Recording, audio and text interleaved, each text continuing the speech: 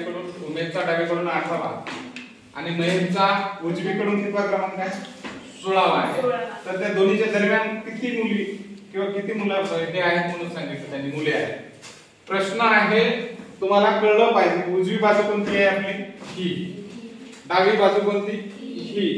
लिहिणाऱ्यांना observe करायचं की आपण बोर्डवर लिहितो किंवा पेजवर लिहितो तेव्हा हे आपला उजवा हात उजवा, हा कोणता हात? डावा, ही डावी बाजू. आता पहा मुलं किती आहेत एकूण आपल्याकडे? 25 मुलं आहेत आपल्याकडे. ठीक आहे.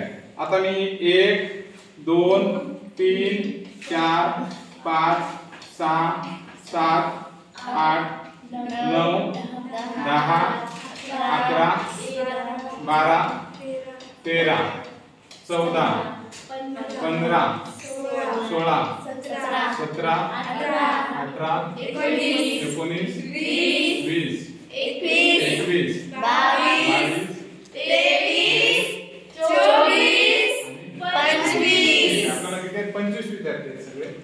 आता 25 मुलांच्या रांगेत उमेदचा डावीकडून म्हणजे उजव्या हाताकडून कितवा क्रमांक आहे? 18वा.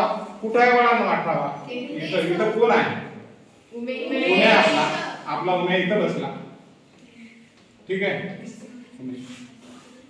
आणि महेश उजवीकडून खात्या हाताकडून कितव्या क्रमांकाला आहे? 16व्या.